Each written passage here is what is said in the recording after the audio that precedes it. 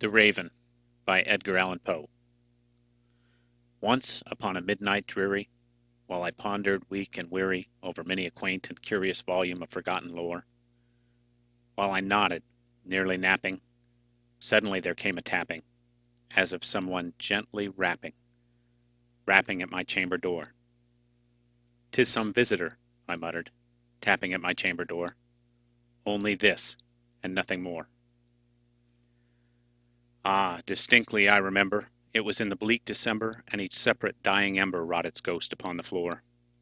Eagerly I wished the morrow, vainly I had sought to borrow from my books surcease of sorrow, sorrow for the lost Lenore, for the rare and radiant maiden whom the angels name Lenore, nameless here forevermore. And the silken, sad, uncertain rustling of each purple curtain thrilled me, filled me with fantastic terrors never felt before, so that now, to still the beating of my heart, I stood repeating, "'Tis some visitor entreating entrance at my chamber door, some late visitor entreating entrance at my chamber door. This it is, and nothing more." Presently my soul grew stronger, hesitating then no longer. "Sir," said I, "or madam, truly your forgiveness I implore. But the fact is I was napping, and so gently you came rapping, and so faintly you came tapping at my chamber door, that I scarce was sure I heard you. Here I opened wide the door. Darkness there, and nothing more. Deep into that darkness peering, long I stood there wondering, fearing, doubting, dreaming dreams no mortal ever dared to dream before. But the silence was unbroken, and the stillness gave no token, and the only word there spoken was a whispered word. "Lenore?" This I whispered, and an echo murmured back the word, "Lenore." Merely this, and nothing more. Back into the chamber turning, all my soul within me burning, soon again I heard a tapping, somewhat louder than before.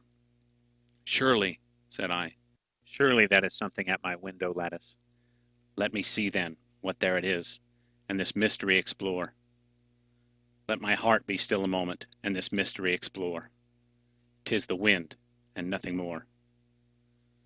Open here I flung the shutter, when with many a flirt and flutter in there stepped a stately raven of the saintly days of yore. Not the least obeisance made he, not a minute stopped or stayed he, but with mien of lord or lady perched above my chamber door, perched upon a bust of Pallas just above my chamber door, perched and sat, and nothing more. Then this ebony bird beguiling my sad fancy into smiling, by the grave and stern decorum of the countenance it wore.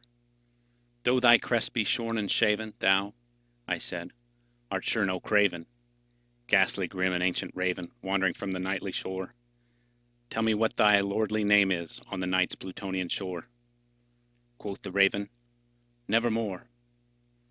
Much I marvelled this ungainly fowl to hear discourse so plainly, though its answer little meaning, little relevancy bore.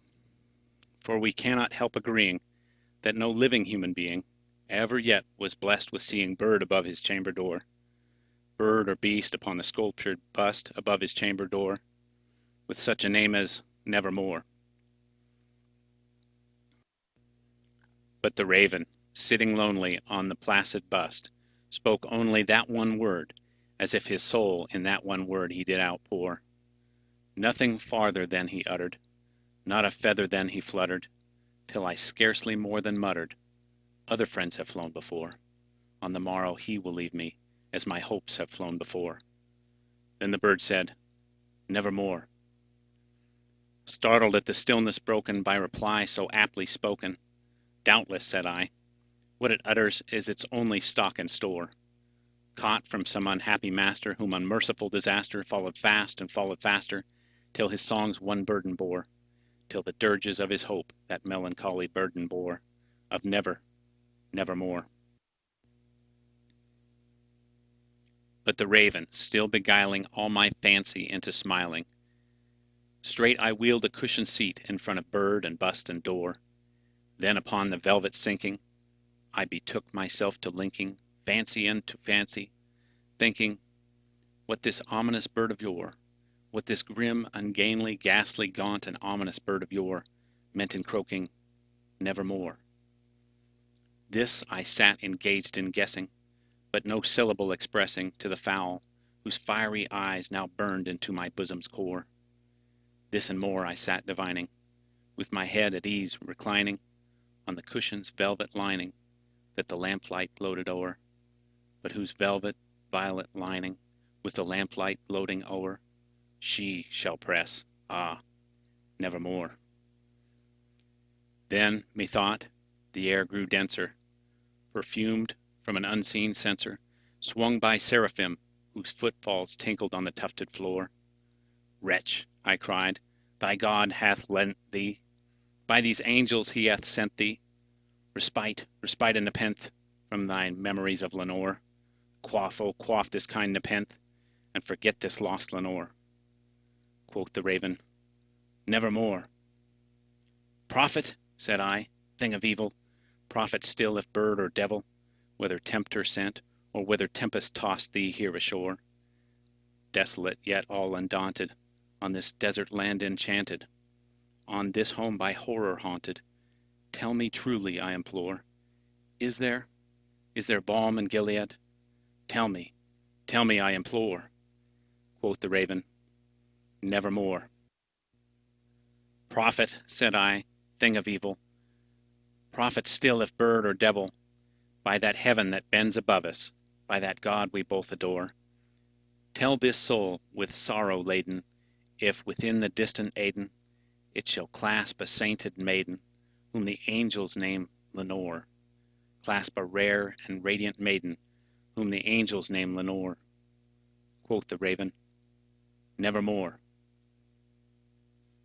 "Be that word our sign of parting, bird or fiend," I shrieked, upstarting, "get thee back into the tempest and the night's Plutonian shore. Leave no black plume as a token of that lie thy soul hath spoken. Leave my loneliness unbroken. Quit the bust above my door. Take thy beak from out my heart, and take thy form from off my door." Quoth the raven, "Nevermore." And the raven, never flitting, still is sitting on the pallid bust of Pallas just above my chamber door, and his eyes have all the seeming of a demon's that is dreaming, and the lamplight o'er him streaming throws his shadow on the floor, and my soul from out that shadow that lies floating on the floor shall be lifted nevermore.